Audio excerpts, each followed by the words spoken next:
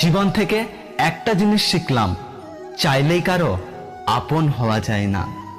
পরিস্থিতি মানুষকে অনেক কিছু শেখায়, যেমন একা চলতে শেখায়, নিজের পায়ে দাঁড়াতে শেখায়, বাস্তবতা শেখায়, চেনা মানুষগুলোর আড়ালে অচেনা মানুষকে চিনতে শেখায়। আমি অভিমান করি, তবে অভিনয় করি না। লোকে কি ভাবলো, লোকে কি করলো তা ভেবে কখনো কিছু করো না, কারণ মনে রেখো জীবনটা তোমার, লোকের নয়।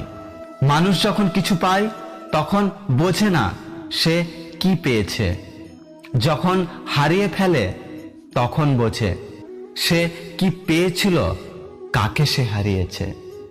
2020 সাল থেকে একটা শিক্ষা পেলাম, মানুষের কাছ থেকে যত দূরে থাকবেন ততই ভালো থাকবেন। Likey